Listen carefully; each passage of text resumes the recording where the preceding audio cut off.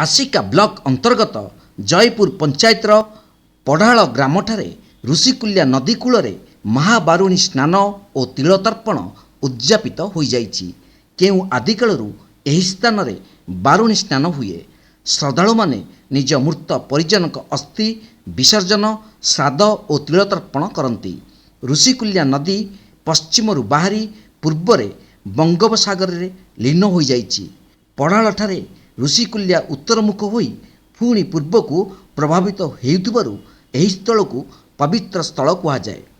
प्रतिवर्ष चैत्र मास कृष्णपक्ष त्रयोदशी तिथि रे एही महाबारुणी जोग आशागत कोरोना जोगु श्रद्धालु माने परिजन अस्थि विसर्जन करि पारि नथिले। चलित वर्षर प्रबल भिड़ को नहीं आसिका थाना आईआईसी प्रशांत कुमार साहू व्यापक पुलिस मुतयन करा जायतिला। लक्ष लक्ष श्रद्धालुंक भिड़ परिलक्षित होइतिला। एही पीठस्थल को बरंगा पटु मुकुंदपुर पटु और पुडुगेश्वरी पल्ली पटु व्यापक पुलिस मुतयन करा जायतिला। तत्सहित जेपरि किछि अप्रीतिकर परिस्थिति न उपजे सेतिप्रति ध्यान दिया जायतिला। ए ऋषिकुल्या महानदी गंगा नदी कपिल मुनि कन्या ज्येष्ठ कन्या गंगा कंठू 1000 वर्ष बड़। एणुक ऋषिकुल्या नदीर उत्तर मुहान महाबारुणी स्नान होती। चैत्र कृष्ण त्रयोदशी दिन महाबारुणी स्नान होती। एठारे भक्त माने आसी निज निज पितृमानकर मातृमानकर अस्थि विसर्जन करने संगे संगे पितृ उद्देश्य मातृ उद्देश्य सप्तपुरुषों को उद्धार करने श्राद्ध दान करती पिंड दान करती। ये हूँ ऋषिकुल्या महानदीर विशेषत्व। बर्तमान ये जो आमर महाबारुणी चली ये जो ऋषिकुल्या नदीर आखपाख बहु अंचल लोक आसिक बुड़ पकाती अस्थि विसर्जन करती मातृपितृंर श्राद्ध कर। आसिकारु रंजन कुमार राउत को रिपोर्ट तीर्थक्षेत्र लाइव। सेना बाहिनी रे जोगदे देश सेवारे निजकू नियोजित रखिथिबा जवान माने अवसर नेबा परे किभली खुशी रे जीवन अतिबाहित करिपारिबे ताहाकू दृष्टि रखी गोपालपुर स्थित आर्मी एडी कॉलेज परिसर रे अनुष्ठित होई जाइछि अवसर प्राप्त सेना कर्मचारी समावेश 2023।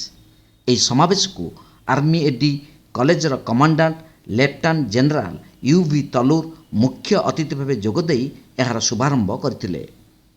तेबे विभिन्न समय रे सेना कर्मचारी माने अवसर नेबा परे विभिन्न समस्या रे पड़ी थांती।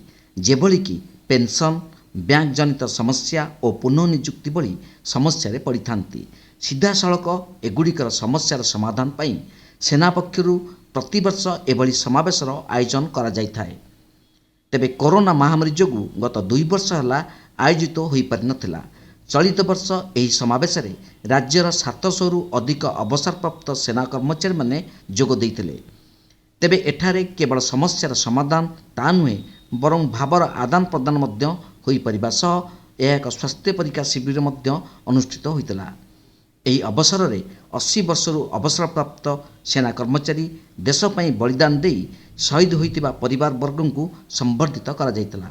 एभली समावेश द्वारा निजर समस्या उपस्थापन करने सह एठारे खोला जाइथिबा विभिन्न विभागर समस्त समस्या गोटे स्थान रे समाधान होई पारिछि। एहाकु नै अवसर प्राप्त सेना कर्मचारी माने बेस खुशी। एहासह जिले थिबा सैनिक बोर्ड रे संपादक नथिबारु अवसर प्राप्त कर्मचारी माने असुविधार सम्मुखीन होउछन्ति। तुरंत एही पदवी पूरण करबा लागि दाबी करिसन्ति अखिल भारतीय पूर्व सैनिक सेवा परिषदर सभापति।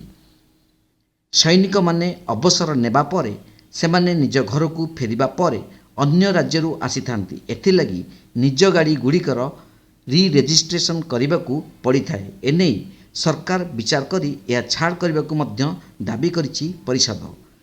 एही अवसर रे सेना कर्मचारी पई उद्दिष्ट एक पुस्तक रिश्तेर शुभ उन्मोचन होइतिला। एही समावेशर आर्मी एडी कॉलेजर बहु सेना कर्मचारी और अधिकारी माने उपस्थित थिले। सेनारू अवसर नैथिबा कर्मचारी माने किभली अवशिष्ट निज जीवन सहजरे अतिबाहित करिपारिबे और खुशी रे बिताइबे सेथिपई सेना विभाग पक्षरु आयोजित होइतिबा एही समावेश वास्तव रे स्वागत योग्य।